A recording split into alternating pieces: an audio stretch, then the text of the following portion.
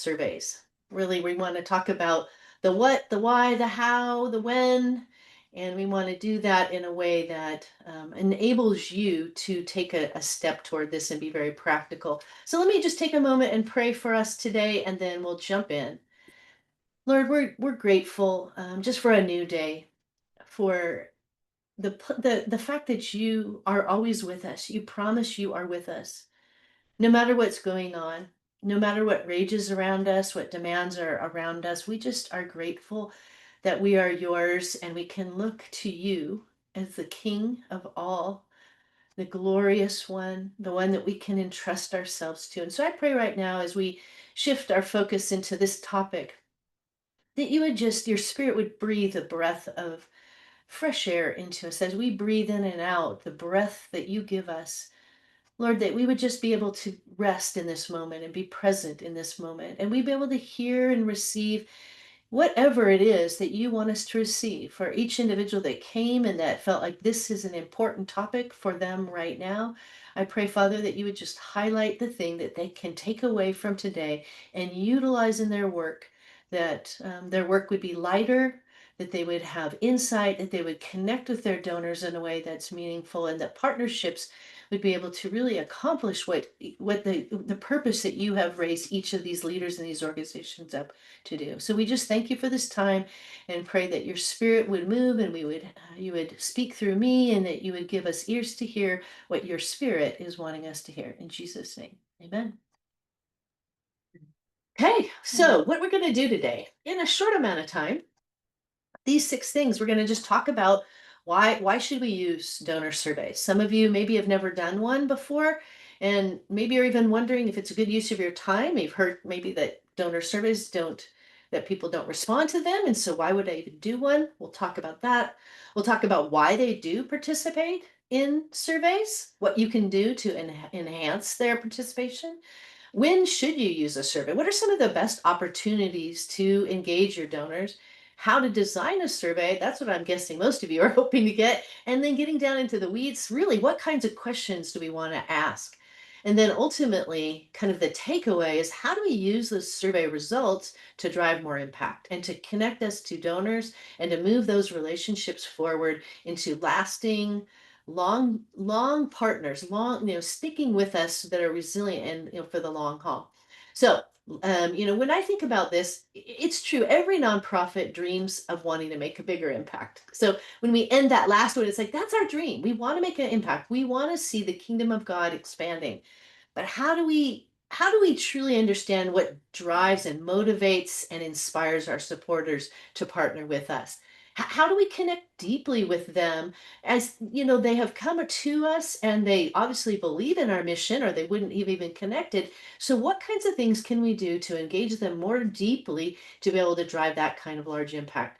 Well, that's the million-dollar question. How do we engage our donors more deeply? One of the great answers lies in this powerful tool of engaging donor surveys. So, why do we use them? Surveying your donors is an excellent way to gain deeper insights into your donors' motivations and their experience with your nonprofit. It helps them feel valued as an integral part of your organization. So instead of it just being them being feeling like I'm an ATM, that I'm just giving money, it's transactional. They're in an integral part of your organization. And ultimately, it helps you build stronger donor relationships. Now, if that's true, that's why I'm sold in these. And hopefully that gives you some encouragement and motivation as well. But even this last sentence, surveying your donors also allows you to improve your donor communication and to rethink your fundraising and event strategies because you're getting that feedback from your donors that helps you know what they're thinking about. So these surveys really aren't just about asking questions, collecting data.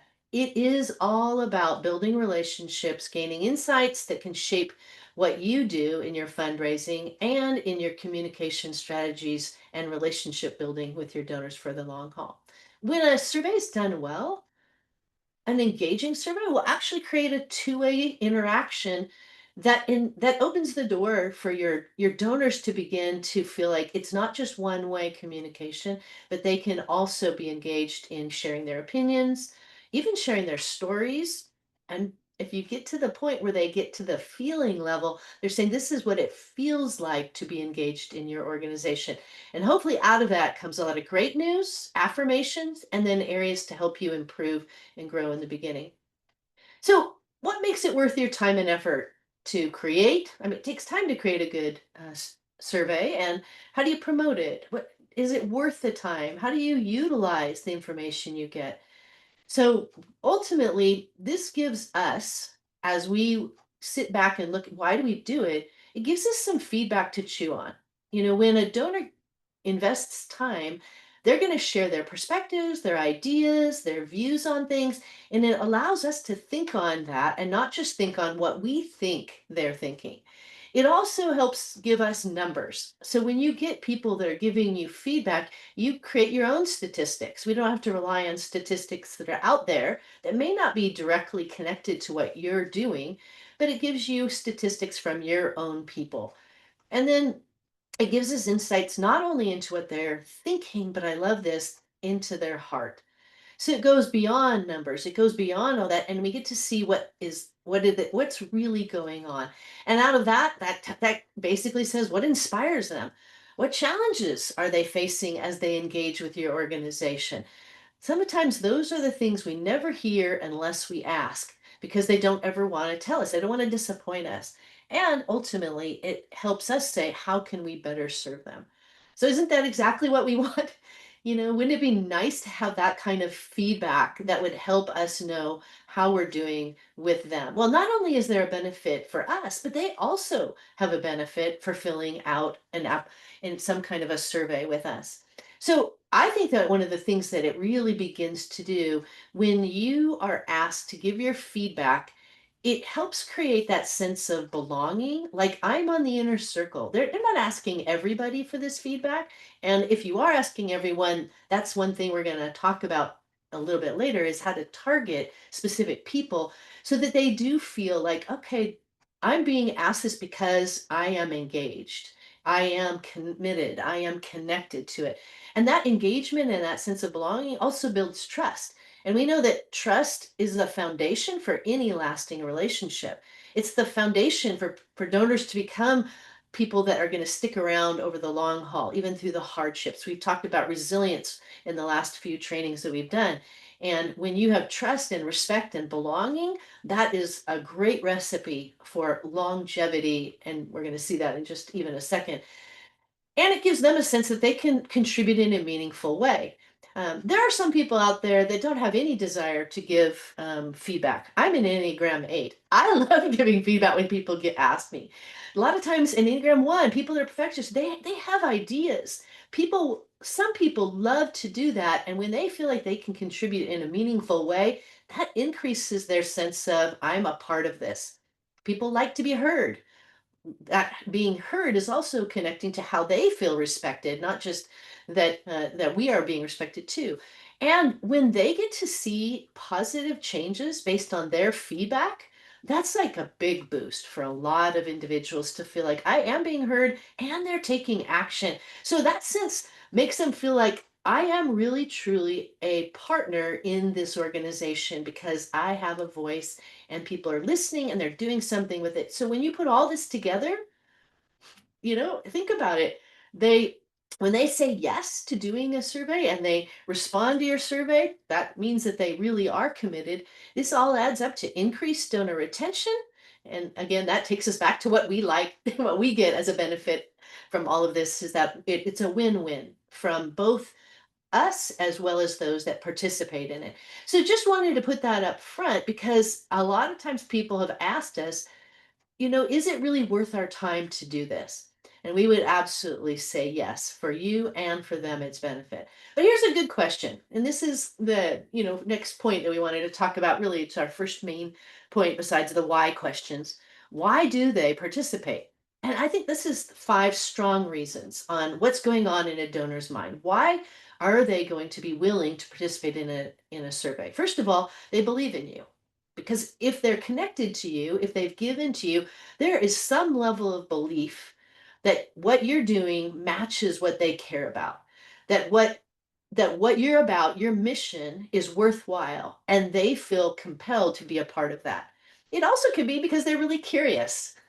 If you're asking for their input, a number of people just open that up and look at it just because they want to know what you're asking. So a donor might want to, just that curiosity be enough to give them the start to say, I want to see what this is all about. Also, people do like to share their opinion, which we had talked about. They might not know that they ever even have a way to give their feedback. And since no one's ever asked them, when you give a survey, that gives them the permission to give feedback that they might have been sitting on for a long time. I just was meeting with an organization and a leader in an organization and one of their main donors this last week. And we were talking about some of his ideas as to what he'd love to see happen both in some of the programming and in some of the fundraising. And I'm telling you, he had fantastic ideas because he's a businessman.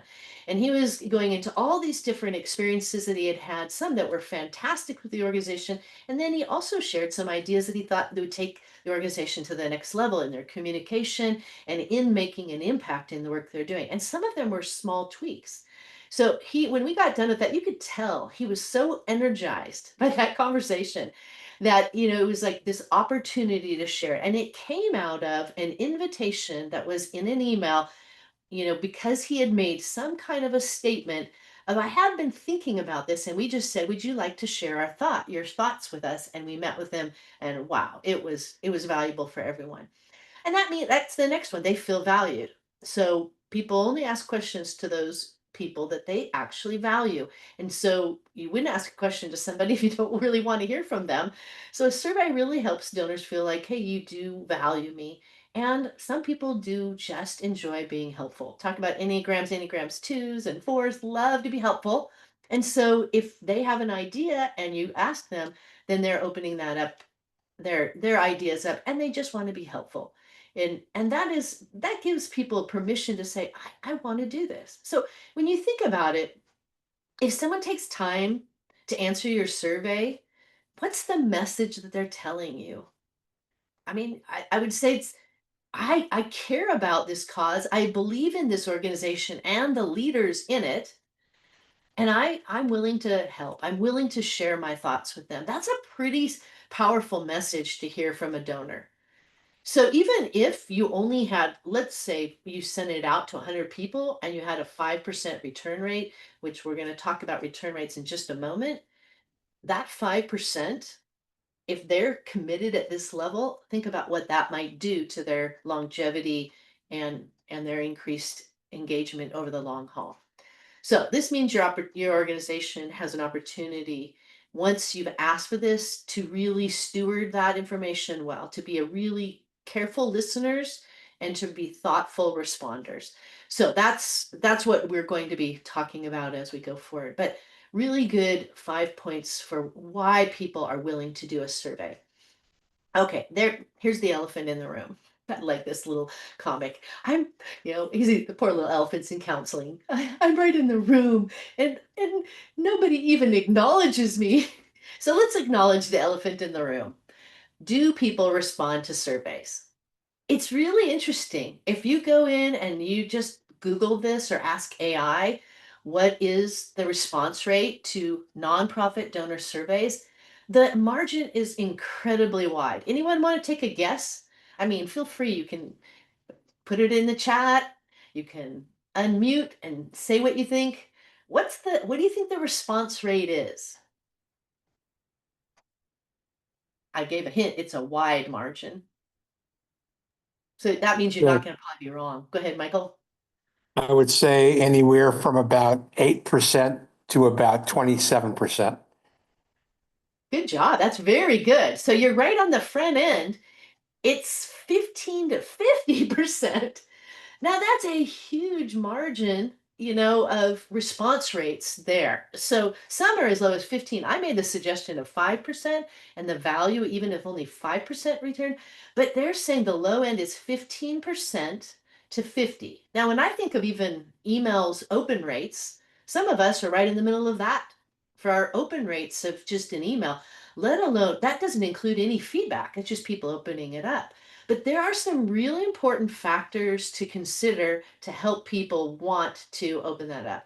And we're going to talk about a lot of these more specifically later, but survey length. Short, focused surveys are going to yield a higher response rate. If you tell people 5 questions, 7 questions, people tend to respond to that because they know it's not going to be, I don't know, the last survey I did, I don't know when it was going to end. I was like, oh my gosh, why did I decide to do this? Because it went on and on and on. So giving people a sense that it's going to be short, it's going to be significant, it might take under 5 minutes to complete, you're going to increase your completion rate or even people's response rate significantly. Another one is timing. So timing could be, I mean, for some of us, it's when do you send out the email because we know people open up emails different times, but that's not actually what we're talking about here. The timing here is when do you do it in the donor journey? So an example of one time is when someone is a brand new giver, then they're thinking about you. They just had their first experience and they probably have some thoughts. So that's timed well for a targeted group of new donors. And we'll come back to that new donor. So timing matters, and we'll hit a little bit more detail on that a little bit later.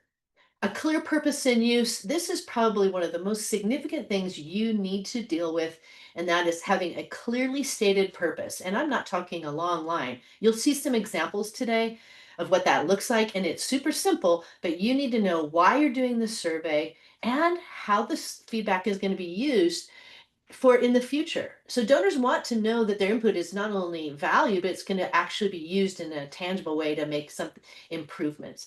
So that's a significant part. Segmentation and personalization. So this is where I mentioned don't just send out a survey to 5,000 people and expect to get a high response rate. You want to, generic surveys don't really work that way in large lists. But if you want to have a good response rate, you want to segment groups like I just said, new donors, and do it with a group of people that are you have a specific reason for targeting them. That increases your response rate significantly. Communication methods. One of the things that we want to do with our donors is understand what is their preferred communication method.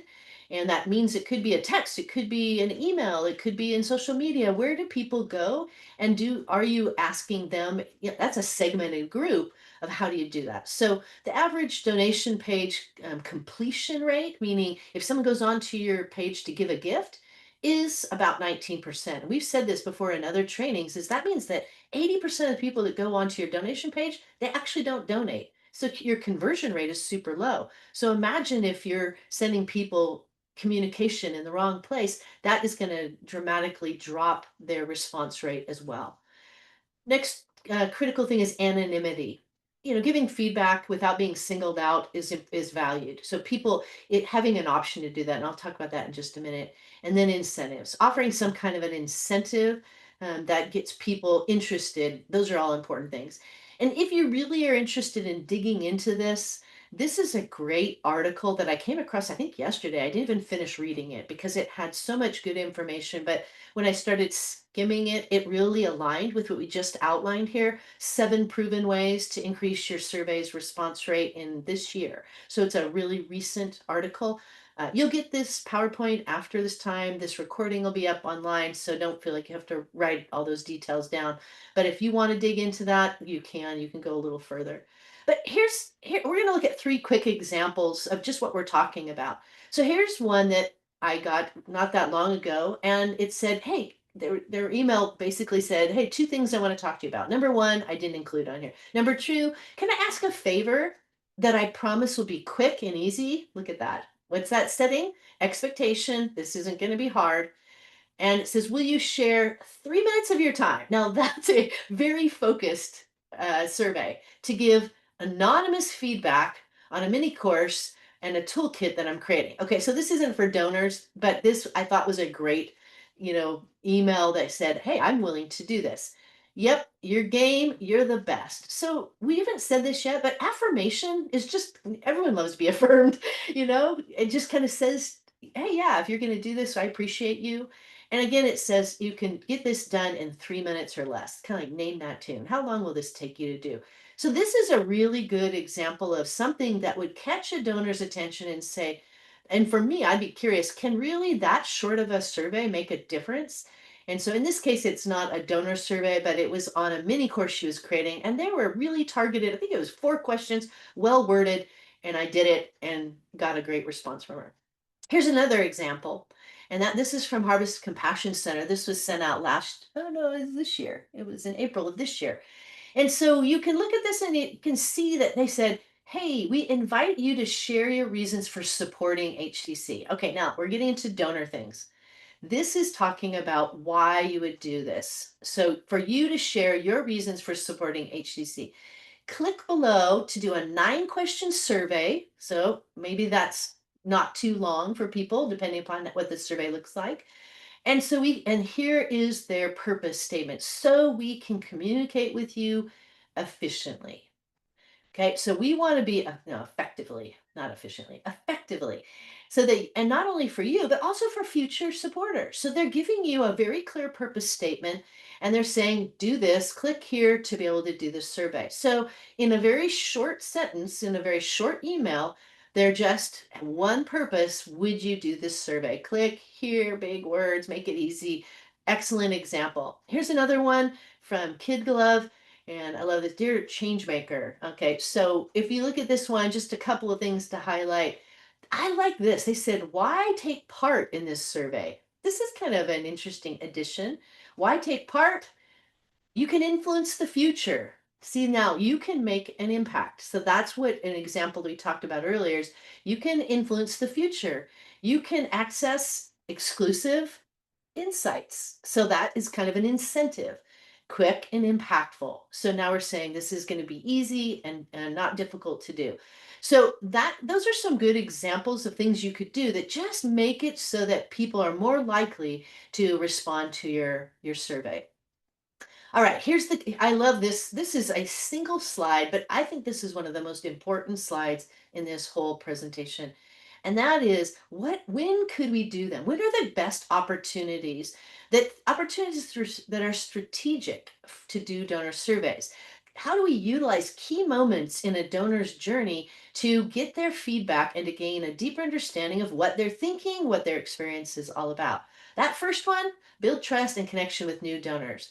So when you think about a new donor survey and you think, what's the purpose of that? It's, I want to know more about you. I want to know what you were interested in, or I want to know why you found, how you found us, or why you decided to give to us. So think about, that kind of a group.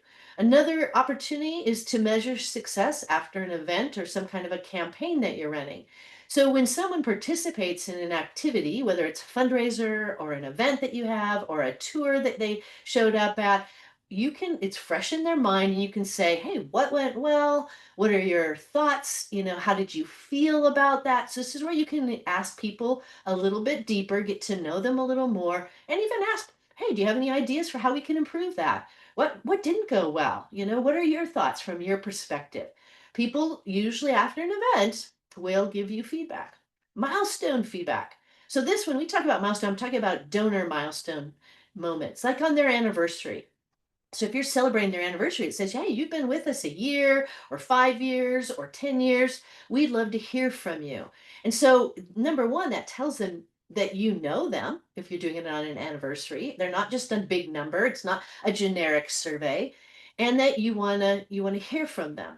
One of my favorite times to do a milestone is what we call a second gift, or it's the golden gift, because usually first gifts aren't uncommon in organizations. But I just heard even today I think it was, yeah, it was in a webinar that I just listened to while I was going through my email this morning. They just affirmed that the retention rate for first time givers in nonprofits is 19%. It's gone down from 23%. That means a lot of people are giving one time gifts, but not a second gift. So if someone gives a second gift, that means that something is going right and that, you've kind of bridged that retention gap that's there. It's a great time to get some feedback. One of them I thought of in an organization I was talking to is said, what about when someone hits a lifetime gift of $10,000? Now, for some people, they might give that one immediately in one gift. But for people that have been around a long time, you can say, hey, we're celebrating. You just reached $10,000 of giving over time. We would love to hear from you. I thought that tells them, again, you know them. Another thing would be in firsts. Like if someone did a first visit, a first trip, they moved from giving once to giving monthly. Any kind of firsts in their engagement plan and your journey with them, that is a time to do it. And then the last one is in when there's a staffing change. So, like when you have a new development director, I just saw one recently in an organization that had a brand new development director, first time ever in that role. Never, no one had ever been in that role besides the founder before. And they did a survey, at that point in time. It's also possible when you have a new executive director or a new CEO, you can survey your donors and get information from them. They'll usually want to talk to you and hear from someone in that time. Or let's say you open up a new donor service center. But any kinds of changes in leadership and staff to go out and ask your donors information, it's kind of like, hey, there's a newbie. They're going to listen to me. So I believe they might do something with what I'm going to say. That's a great time to survey. So let me ask a question before I jump on. Anybody have other ideas of times that are great opportunities to do a donor survey? Maybe you've done one before or you just had a new thought. Anyone? I had a quick one come to mind. Um, can you hear me okay?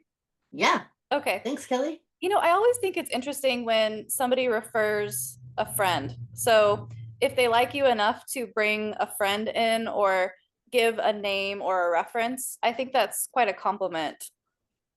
Yes, it is. That's Mhm. excellent. And that actually is a good question to ask in a new donor survey. How did you hear about us? And if Yeah. it's a friend, put a blank in there. They can put that friend's name in there, and then you have that information. Excellent. I love that idea, Kelly. Good idea. Anyone else? Something pop in your brain? So it's always a good thing to be thinking about what's a good opportunity to do this. Connect it to some reason. Otherwise, people don't necessarily feel like, all right, there's a reason for this. All right, we're going to hit now how to design a donor survey. So the key here is you want to take time to plan it and be intentional. So it's not just kind of winging it. Hey, I saw all these ones. Now I'm just going to do it. First thing there, and I hit on this already, it's one of the ways to increase people's way to get them to respond to a survey is you have to have a very clear purpose why you're doing it. Why are you sending the survey? You want to know, am I looking to get to know the donor? Am I wanting to find out what donor giving opportunities people are interested in? Am I trying to learn about, information after an event that we just did, feedback on that? What is your purpose? And you want to have it very crystal clear. Don't make it muddy, don't make it too generic because then that will decrease the likelihood people will answer. So this doesn't take a long time to figure out because if you're sitting down to think about doing it, you just want to make sure it is crystal clear and it's communicated in that initial communication and your questions are connected to the purpose that you have. I did a survey, I don't know, I think it was a few months back, and they had a great purpose for it, but when I went through the survey, I'm like, none of these questions are going to accomplish that purpose. And I quit partway through it because it also wasn't a short survey. And so I just said, yeah, I'm not doing this one because I kind of bought into the reason why they were doing it. And then they didn't ask questions connected to that. Set specific goals. So when you think about the questions you're asking, what are you trying to figure out? What are you wanting to improve?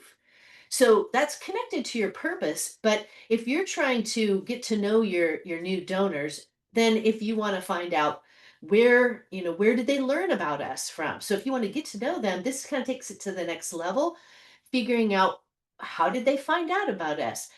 What are their future interests in giving? You can be really specific about what you want to learn, and that when you look for the data, then you actually start to measure it, and it will help you even decide what type of question you want to ask, multiple choice or yes or no. So when you think about the specific goals, that'll help you define the kinds of questions. You also want to say, who do we want to ask? So defining that target group and then not saying we're going to just do it to everyone. I've said that over and over already, but it's saying who are those groups that we want to learn something from. So each survey should have a very targeted group. Doesn't mean you can't take it and do the same survey and tweak it and give it to different groups, but have a clear understanding of what you're going to do for the different groups you're going to send it to. Lastly, and really critical in your planning process of doing a survey, is you got to have the courage to commit to make some changes based on the feedback you get. Because there's nothing worse than hear people going, I'm going to give feedback, and then nothing seems to change in that organization. So you have to have the commitment not only to do something with it, but actually then to be accountable and follow up and say, here's what we did with what we learned. So we'll hit that. We'll talk about that a little bit more later as well. So here's some simple tips just before we jump into some of the specifics. Uh, Keep it short and focused. We've said that donors are busy, respect their time. You should limit your surveys, generally speaking, to 10 questions or less. If you need to do one longer than that, then you need to have a very clear reason why. And you want to go, all right, if we're going to do that, then we need to be upfront about it. And I'll show you an example in the next slide of someone who did that and how they incentivized everybody. And it worked. So it's possible to go beyond that, but generally short and focused. Focus on what matters most to you in the survey. Don't try to swallow the elephant in one bite. So we talked about elephant beginning. Did you see that? The elephant was in the room, and now we're trying to eat the elephant, and we don't want to take it all in one bite. You want to take each survey takes you closer to understanding it. Poor elephant. Not only does he need counseling for not being seen, now he needs counseling for being eaten. Okay, I'm making myself laugh. So that's important. Time it strategically. So after those particular things that we identified there, use clear, simple language. One of the things that'll turn off people quickly is if you use insider language, if you use acronyms they don't know what it is, you use jargon or complicated ideas. You really want this to be down at the second, third grade level, very clear ideas. Don't make your donor burn too many mental calories. You just want it to be really clear and simple. Write the questions as if you're having a conversation with, somebody that doesn't know much about you, and get multiple eyes on your questions before you send it out, because that way, if it looks simple to you, it's helpful to get somebody else to get that feedback. Mixed question types. I insinuated on this, but having different types of question like multiple choice, rating scales, open-ended questions, that kind of variety is going to keep the survey interesting, and it's going to really make it easier for the donor, because if you ask a question then you give them options to answer that question, that means they have to burn less mental energies. And so we really are able then to, they're able to just kind of go through it and go, oh, it's this one, oh, it's that one. And then they're giving you, and you're also kind of guiding them in what you're wanting to learn about them, with the option for others, other answers as needed. We already talked about making it anonymous, but donors that want to be candid, they don't want it to damage their relationship. They are very respectful. So even if you just make it an option to make it anonymous, some people have said, include your name. Like even that Harvest Compassion survey that I talked about, they put in their name, add your name, but it was an option to add your name. It was not required. So you can either have an option to add your name if you want someone to give you follow up, because that was one of their questions. If you want to talk about your feedback, put your email here. That was optional as well. But giving people that out. So at least have an option to make it anonymous, or an option to add their name if they want someone to respond. And then the incentives. So remember, the goal is really to create a positive experience that makes a donor feel valued, that makes them feel like they can trust you, you're going to do something with it, and they are going to be heard. So here's that example. It comes from an organization right here in Arizona, Phoenix Refugee Connections.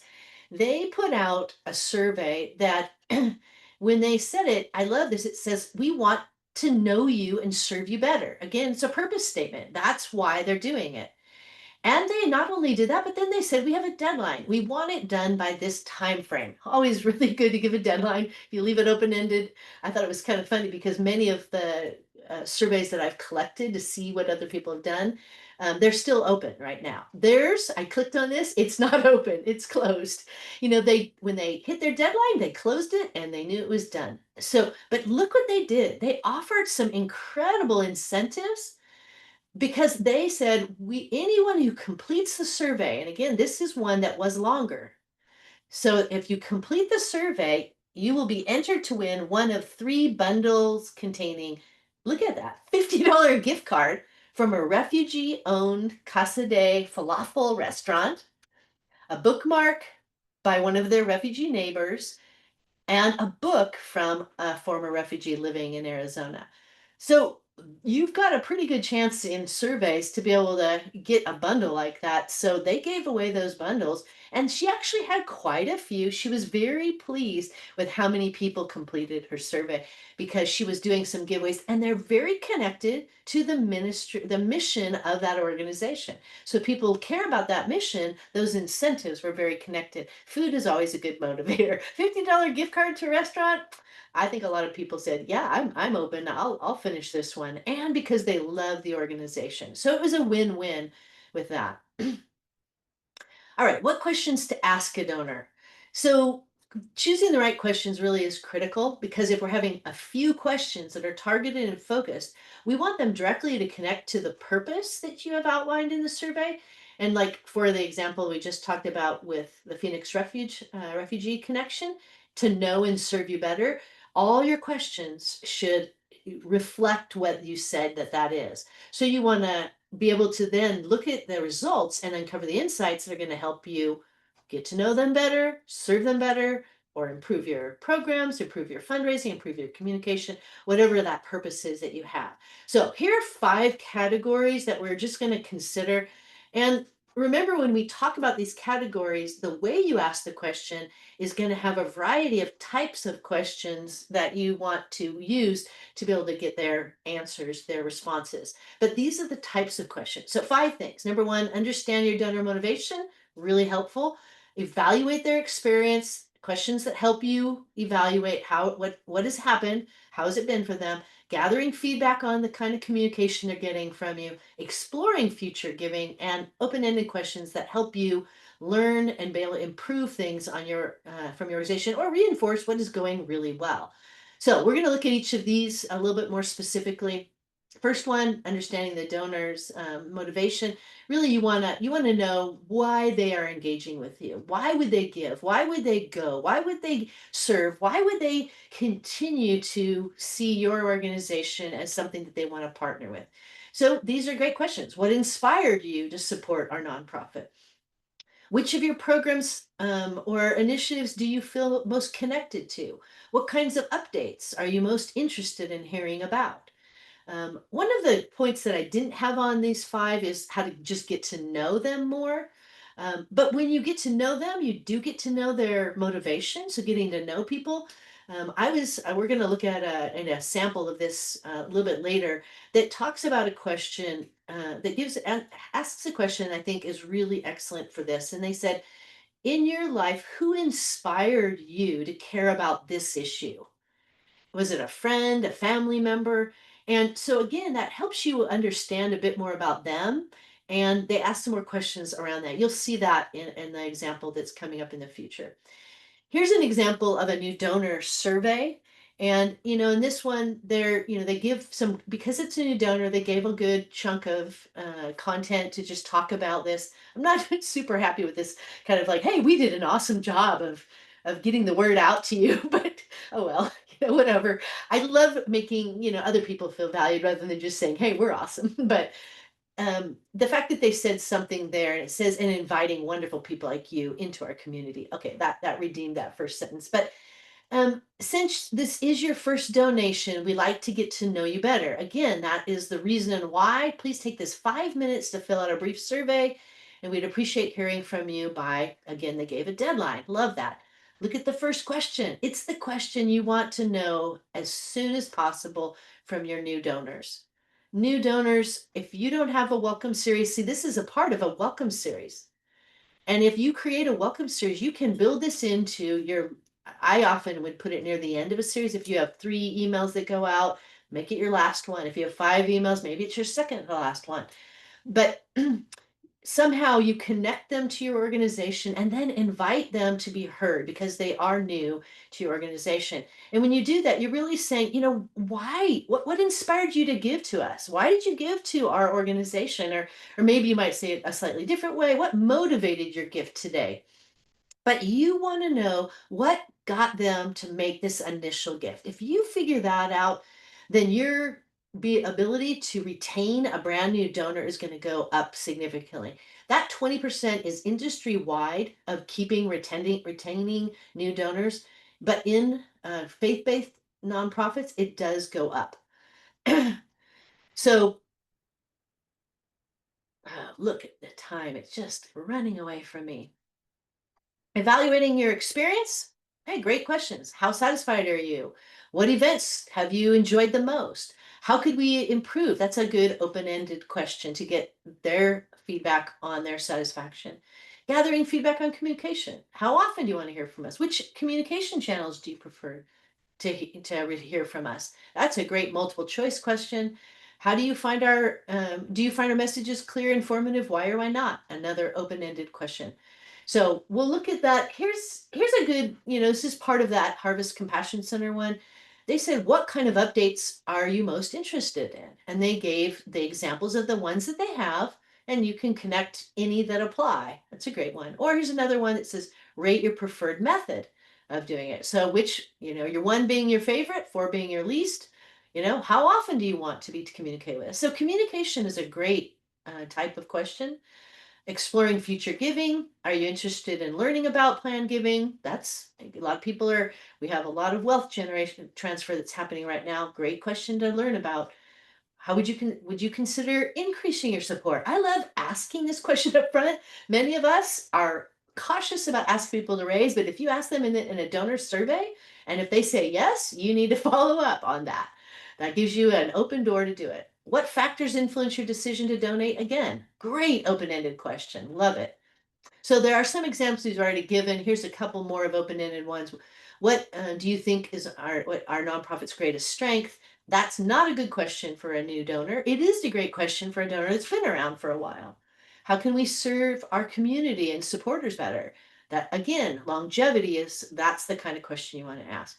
So when you think about open-ended, you don't want a lot of those. Really, you want 1 or 2 in a survey. So that's why when you decide what your purpose is, the kind of questions you're going to do is to provide are going to be connected. So we've seen that in a couple of the examples we have. Here's an example I was talking about. And so I just want to look at this 5-question survey from Acme, not Acme, Acme, environmental charity. And the questions that they're asking, you think of, I just want you to think, what's the purpose for this 5-question survey? So the first one is rate your importance of the following areas at work, of our work. And so they identify, purchasing new sensitive lands, and they give you, it's somewhat important, not important to very important. So you're kind of rating that.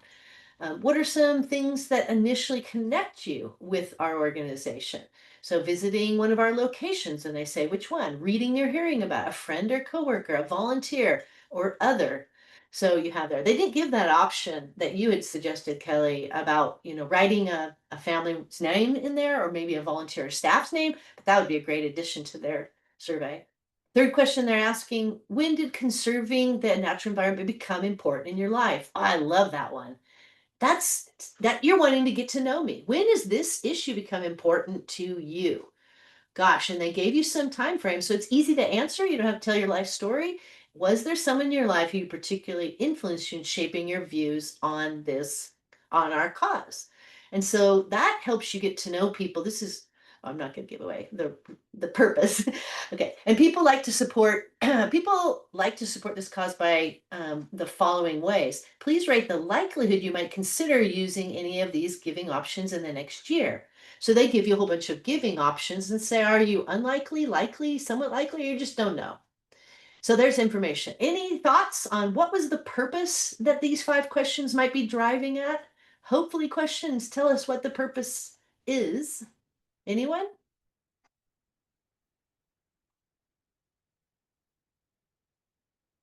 Because of these two, number 3 and number 4, on questions on the when did you first become, it made me think that they wanted to get to know their donors. This is something that would happen early on because they're asking questions that are just saying, what made you connect? Why do you care about this? And that last question really is opening the door to what are some giving options that you're interested in giving, and are we providing the right ones to our people? So that is trying to improve their giving options. So that's what I would say from that one. Hopefully when you look at a survey, you'll be able to, your own survey, you go, oh, okay, here, these questions lead to us to that purpose. All right, so this is the last point here that really want to hit before we wrap up today. And it's 1 o'clock right now. So if you got to go, your lunch hour is over, totally get it. Feel free to go. If you can stay on, wonderful, stay with that. You can also catch this in the recording. But this is like, okay, you've done it, you've written your questions, you have your purposes clear, you get people to respond. Now, what do you do with it? Really, it's about tracking your response. The magic happens here in what you do with the feedback you have.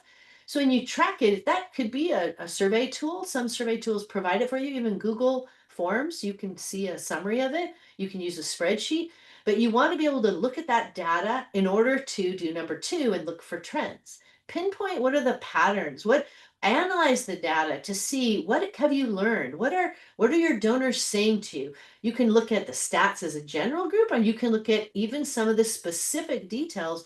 What are saying? Don't get hung up on the one-offs, because sometimes you always have somebody that had the one bad experience and they give you that bad information. But you're wanting to look to see how are we doing overall. And then not we're not talking about segmenting in order to survey them, but now we're saying this will help you actually segment your donors based on some of their interests, based on communication interests, based on giving interest, based on preferences of the way in which they want to continue to engage your organization, or maybe the types of programs they want to know about. So this will help you be able to target them and communicate better in the future. Refine your messaging, implement changes. That means, how do you improve the things that you are doing? Take those different ideas and really chew on them. Remember, we said what to gain it, stuff to chew on, stuff that we go, is this something that really is important? What do we feel like about this feedback? So how do we do that? And then follow up with donors. You want to strengthen your relationship by acknowledging you got it and thanking them for their feedback, and being able to say, here's what we're now going to do. And then internally, you've got to track your progress on the things that you really are willing to change and work on. That way you can celebrate it both internally and externally through your donors. And this is key, because when you ask them to fill something out, then you want to say, hey, this probably should say, you answered, we listened, rather than you asked. We asked, you answered, we listened. Because you want to say to them, and because if you have it as anonymous, it's setting up a sincere auto thank you for them completing it. And then following up after you've done the analytical work and you've said, here's what we're going to do differently, is thanking people and saying, this is what we're doing. That's one of the things that Phoenix Refugee Connection did well after that survey they did. They followed up and said, here's what we learned, here's what we're doing differently because we want to serve you better. That was their goal. Then they followed up to be able to really show those that responded. Now imagine, are they, next time they do a survey, are people going to respond? Yep, because either they won one of those bundles or they know that their feedback was acted on. And that's going to produce that longevity, that trust and respect.